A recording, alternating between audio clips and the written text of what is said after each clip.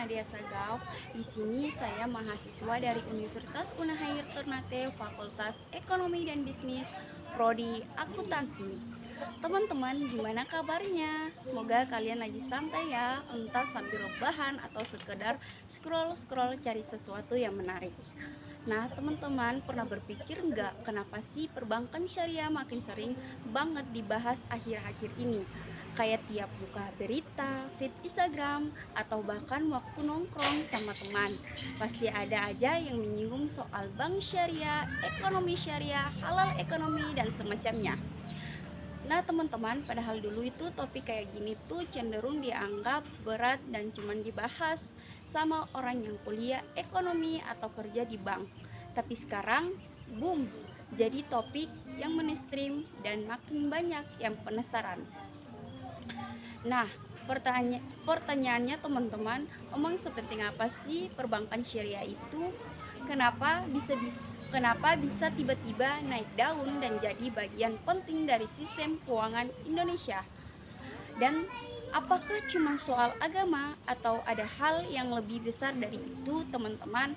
Tenang, teman-teman, di sini atau di video kali ini kita bakal bahas semuanya dengan cara yang santai, nggak ribet dan gampang dicerna. Kita bakal ngobrol bareng bareng tentang tantangan dan peluang perbankan syariah di Indonesia, mulai dari hal-hal yang masih jadi kendala sampai apa saja yang bikin industri dia punya masa depan yang cerah. Teman-teman, bayangin aja kita lagi duduk di teras sore-sore, angin sepol-sepol sambil ngobrol biasa tapi tetap berbobot. Dan siapa tahu setelah nonton video ini kamu akan bakal punya gambaran yang lebih jelas kenapa bank syariah itu jadi sorotan. Jadi teman-teman, buat kamu yang lagi pengen nambah wawasan, lagi ngerjain tugas, atau sekedar kepo-kepoan, pas banget ya teman-teman. Yuk kita mulai bahas pelan-pelan. Jadi gini ya teman-teman, Indonesia itu negara dengan jumlah penduduk muslim terbesar di dunia. Bayangin aja, lebih dari 200 orang di negara ini adalah muslim. Secara logika, kebutuhan akan layanan keuangan yang sesuai prinsip syariah pasti besar banget ya teman-teman. Apalagi sekarang masyarakat makin sadar pentingnya memilih produk keuangan yang bukan cuma menguntungkan tapi juga aman, transparan, dan sesuai keyakinan mereka. Tapi jangan salah ya teman-teman, perbankan syariah itu bukan cuma soal label halal atau sekedar karena mayoritas penduduknya muslim. Ada sesuatu yang lebih dari itu ya teman-teman. Perbankan syariah itu pada dasarnya menawarkan konsep yang jauh lebih fair, lebih berimbang, dan lebih dekat dengan aktivitas ekonomi yang nyata. Teman-teman, kalau di bank konvensional kita sering dengar soal bunga. Di bank syariah konsepnya beda banget ya teman-teman. Di sini transaksi harus jelas, objeknya ada, resikonya dibagi atau keuntungannya real. Jadi bukan cuma sekedar main angka atau jual beli uang di atas kertas. Harus ada kegiatan sektor real yang benar-benar terjadi. Mau itu jual beli barang, kerja sama usaha atau bagi hasil, atau pembiayaan proyek, semuanya ada akadnya, ada aturannya, dan ada transparansinya. Makanya banyak orang yang bilang sistem syariah itu lebih sehat secara ekonomi dan lebih stabil dalam jangka panjang. Karena apa teman-teman? Karena dia mendorong aktivitas ekonomi yang nyata, bukan spekulasi. Dan ini relevan banget di zaman sekarang ketika masyarakat makin ingin sesuatu yang jelas, aman, dan sesuai prinsip. Jadi teman-teman, kalau dibilang perbankan syariah itu cuman buat alasan agama, sebenarnya kurang tepat ya teman-teman. Ada sisi keadilan, transparansi, dan kebermanfaatan yang bikin konsep ini cocok bukan cuman untuk muslim, tapi juga siapapun yang pengen sistem keuangan yang lebih etis dan real.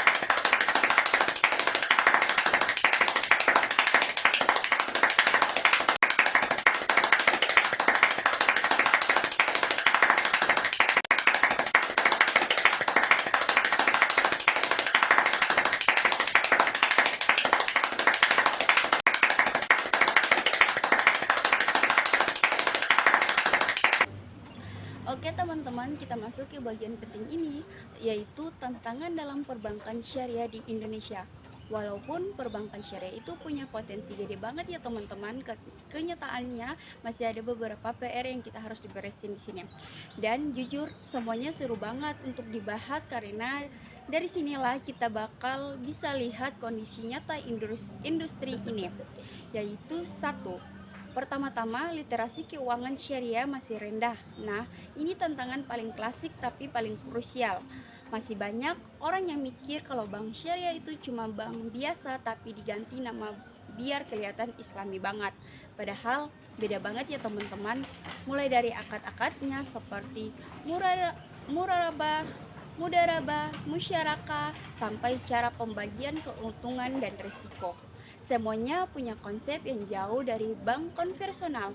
Bahkan dalam syariah transaksi itu harus ada objeknya, nggak boleh riba, nggak boleh gahar, ketidakpastian atau berlebihan, dan nggak boleh spekulasi. Masalahnya teman-teman, sebagian besar masyarakat belum paham detail-detail ini. Akhirnya mereka kurang tertarik dan merasa ribet duluan seperti mencoba. Jadi teman-teman, bukan industri ini lagi nggak bagus, tapi edukasinya yang belum sampai secara merata. Kalau literasinya naik, kepercayaan naik, penggunaan juga ikut naik. Simpel tapi efeknya besar. Yang kedua teman-teman, jaringan dan infrastruktur belum merata.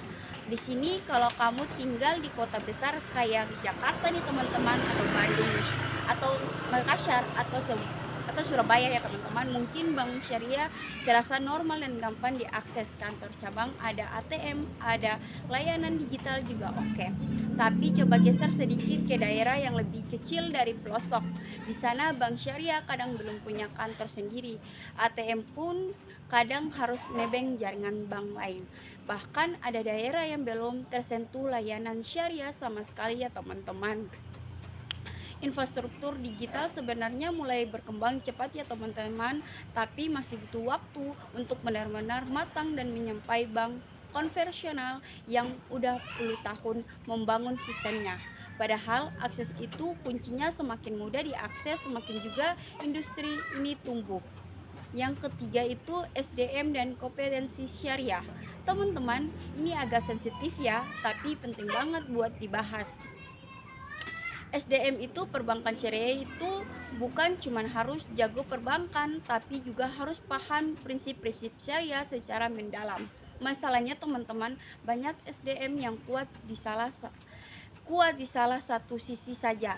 Ada yang jago analisis keuangan dan perbankan, tapi juga prinsip syariahnya belum begitu kuat. Ada juga yang paham syariah, tapi implementasinya dalam bentuk produk perbankan syariah masih kurang matang.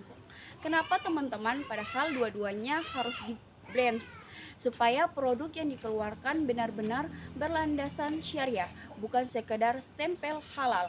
Karena karakteristik di sini syariah itu detail teman-teman, mulai dari akad, pengawasan, risiko, sampai pencatatan akuntansinya juga berbeda. Ini tantangan besar yang buat bank syariah bukan memperkuat pelatihan dan kompetensi SDM-nya. Yang keempat itu teman-teman, persyaratan dan bank konvensional. Nah, ini real sekali ya teman-teman, pahit tapi harus dihadapi. Bank konvensional itu udah bergerak jauh duluan. Mereka punya modal besar, teknologi yang super matang, jaringan luas sampai ke daerah-daerah kecil, dan pengalaman puluhan tahun. Teman-teman, sementara bank syariah ini walaupun berkembangnya bagus, tapi masih harus mengejar ketinggalan seperti apalagi di era digital ini. Orang yang cenderung memilih layanan yang tepat, mudah, dan praktis. Kalau di aplikasi syariah masih kalah fitur ya teman-teman, kalah stabilitas atau kalah promo. Ya jelas masyarakat bakal membandingkan. Makanya bank syariah itu harus punya strategi khusus, bukan hanya sekadar meniru bank konvensional. Makanya harus ada value tambahan yang jelas, misalnya transparansi, etika bisnis, dan model pembiayaan yang lebih adil, yang memang jadi keunggulan utama syariah itu sendiri ya teman-teman. Oh my God! Wow!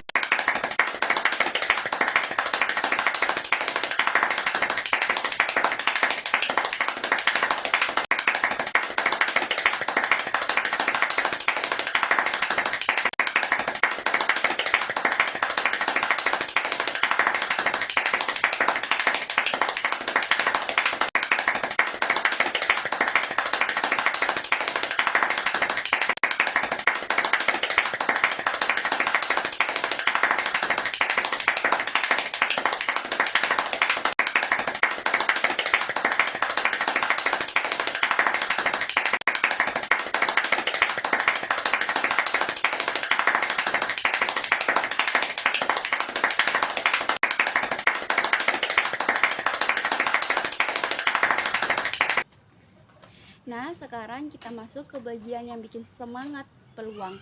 Teman-teman, tadi kan kita udah bahas nih tantangannya, dan jujur saja tantangannya memang cukup berat. Tetapi bukan berarti cerita perbankan syariah ini gelap atau mandek. Justru dari tantangan itulah peluang-peluang besar kebuka ya teman-teman. Kadang industri itu berkembang bukan karena semuanya lancar, tapi karena adanya masalah yang harus diselesaikan. Dan disinilah perbankan syariah itu punya momentumnya sendiri. Teman-teman, yang pertama itu pasar yang sangat luas. Di sini pertama, ini yang paling obviosis tapi sering dilupakan. Pasarnya luar biasa besar dengan mayoritas penduduk Indonesia yang muslim. Sebenarnya kebutuhan terhadap layanan keuangan yang sesuai syariah itu sudah ada secara alami. Tinggal bagaimana industri menyediakan layanan yang mudah diakses, nyaman dan relevan buat masyarakat. Kalau ekosistemnya makin kuat teman-teman, mulai dari sistem pendanaan, pembiayaan, literasi sampai produk digital, bank syariah juga nggak cuman akan jadi opsi tambahan yang bisa jadi pemain utama. Bayangin aja kalau bank syariah bisa menguasai 20-30% pangsa pasar nasional, itu bukan cuman perubahan kecil, itu revolusi. Dan yang menarik sekarang bukan cuman orang muslim yang tertarik, banyak juga masyarakat non-muslim yang menggunakan bank syariah karena alasan etika, transparansi, akad, dan model bisnis yang nilai lebih stabil. Jadi pasarnya tuh sebenarnya nggak terbatas ya teman-teman, atau dukungan pemerintah dan regulasi yang makin kuat. Teman-teman, selanjutnya ini peluang kedua itu datang dari pemerintah. Kenapa? Beda sama yang dulu. Sekarang pemerintah benar-benar menaruh perhatian serius untuk membangun industri keuangan syariah. Ada Komitmen Nasional Ekonomi dan Keuangan Syariah KNEKS yang tugasnya memang fokus mengembangin sektor ini, mulai dari redefinir standar industri, edukasi, sampai kolaborasi internasional. Contohnya teman-teman, nyatanya bisa kita lihat dari merger bank syariah yang besar udah terjadi. Itulah langkah besar yang menunjukkan bahwa pemerintah ingin industri ini lebih kuat dan kompetitif. Bayangin bank syariah yang dulu terpecah belah jadi satu entitas besar sehingga modalnya lebih kuat, jaringan lebih luas, dan teknologinya lebih dikembangkan lebih cepat. Selain itu teman-teman, pemerintah juga mendorong literasi keuangan syariah, bukan bikin regulasi yang lebih jelas, support UMKM terbatas syariah, sampai mempromosikan konsep halal value camp. Semua ini bukan cuman kebijakan kecil, tapi fondasi untuk membangun masa depan keuangan syariah Indonesia. Dan momentum kayak gini nih teman-teman gak datang dua kali ya. Ada itu momentum emas buat perbankan syariah, bukan tancap gas. Yang ketiga tuh digitalisasi perbankan syariah. Teman-teman, peluang ketiga ini, dan ini juga game care banget, yaitu digitalisasi. Dulu salah satu alasan bank syariah kalah bersaing adalah aksesnya yang terbatas, kantor cabang sedikit, ATM belum luas, layanan belum cepat, dan bank konvensional. Tapi sekarang situasinya beda ya teman-teman, beda total. Bank syariah mulai masuk ke dunia digital dengan serius, mobile banking makin canggih, integrasi ke wallet berjalan, layanan cepat berbasis aplikasi dimulai muncul, dan beberapa bank syariah bahkan mulai fokus ke layanan digital online. Di era sekarang ini teman-teman, orang nggak perlu banyak atau bank pergi ke cabang bank atau enggak. Yang mereka peduli itu bisa buka HP rekening lewat HP atau transfer cepat, UI enak dipakai, promo dan fiturnya menarik. Kalau digitalnya kuat ini teman-teman, cabang fisik bukan lagi masalah besar, tetapi dan lebih menarik lagi teman-teman, digitalisasi membuka peluang baru yang gak mungkin dilakukan 10 tahun lalu. Pembiayaan UMKM ini secara online teman-teman, seperti pembukaan rekening halal, transfer, atau integrasi pembiayaan, SwiftWave, marketplace produk syariah, semuanya gerak lebih cepat dan lebih efisiensi. Jadi teman-teman, kalau bank syariah bisa memaksimalkan mungkin atau digitalisasi, mereka bisa mengejar bank ini konvensional bahkan melampaui di beberapa lini. Keempat itu teman-teman, transnasional ekonomi yang makin besar. Berikutnya adalah halal ekonomi. Banyak orang kadang ngerasa halal ekonomi itu identik dengan makanan atau kosmetik, padahal jauh lebih dari itu ya teman-teman. Ada travel halal, fashion halal, kuliner halal, kosmetik halal, farmasi halal, sampai produk UMKM. Perumahan yang sekarang mulai bergeser ke model bisnis yang etis dan bersih. Semua sektor ini bukan layanan seperti keuangan syariah, entah untuk modal atau transaksi sampai pengelolaan keuangan.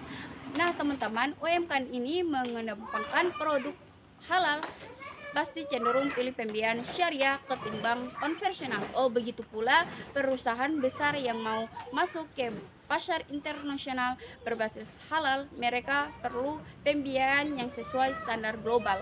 Jadi semakin besar industri halal, semakin besar kebutuhan terhadap bank syariah. Dari ini lingkaran positif yang saling menguatkan. Jadi teman-teman, generasi muda yang semakin meledak finansial. Jadi di sini teman-teman juga bakalan menarik generasi mudanya. Apa teman-teman? Ada muda sekarang itu beda, anak muda sekarang itu beda. Mereka kritis, mereka itu peduli soal values, peduli dengan bisnis yang etis. Mereka peduli dengan keberlanjutan. Mereka juga makin tertarik belajar soal saham syariah, reksadana syariah, fintech syariah, dan produk-produk keuangan yang lebih sesuai prinsip modal. Jadi teman-teman, bahkan banyak orang yang mereka sistem syariah lebih masuk akal karena berbasis sektor real dan pembiayaan resiko untuk bukan sistem yang bergantungan pada bunga. Jadi teman-teman, generasi muda ini dia adalah penggunaan masa depan. Kalau ada mereka sudah aware dari sekarang, maka 5 atau 10 tahun ke depan lagi nih teman-teman, industri syariah bisa melonjak besar karena penggunaannya dapat dikelola dan paling efektif dan ekonomi digital. Jadi teman-teman, kalau kita rangkum perbankan syariah di Indonesia itu kayak taman yang udah subur tapi masih butuh pupuk, air, dan sinar matahari lebih banyak. Tantangannya ada jelas ya teman-teman, mulai dari literasi infrastruktur SDM sampai persaingan dengan bank konvensional lebih udah senior. Tapi justru karena ada tantangan itu, peluangnya jadi makin kebuka. Pasarnya besar banget ya teman-teman, potensi ekonomi halal itu luasnya gak main-main. Pemerintah mendukung penuh dan digitalisasi membuka jalan baru, dan generasi muda sudah siap menerima konsep keuangan yang lebih etis dan lebih adil. Artinya apa teman-teman? Perbankan syariah gak lagi berdiri di pinggir, atau saat ini industri ini sedang berdiri di tengah jalan besar yang menuju masa depan yang cerah. Sekarang tinggal masalah eksekusi. Tinggal bagaimana bank syariah berinovasi, memperkuat SDM, memanfaatkan teknologi, membangun ekosistem, dan pastinya meningkatkan literasi masyarakat. Dan tentunya saja teman-teman, kita sebagai pengguna juga punya peran, entah sebagai nasabah, mahasiswa, pelaku usaha, atau cuma sekedar warga yang peduli. Kita bisa juga ikut mendorong pertumbuhan ekonomi syariah di Indonesia. Siapa tahu ke depannya beberapa tahun lagi nih teman-teman, Indonesia bukan cuma jadi negara dengan umat muslim yang terbesar di dunia, tapi juga pusat keuangan syariah dunia. Kenapa tidak? Dengan potensi besar ini sangat mungkin terjadi ya teman-teman. Jadi itu dia pembahasan kita hari ini ya teman-teman. Semoga bisa menambah wawasan dan bikin kamu lebih ngerti gambaran besar dari dunia perbankan syariah. Sampai jumpa di video berikutnya, dan tetap semangat belajar ya teman-teman.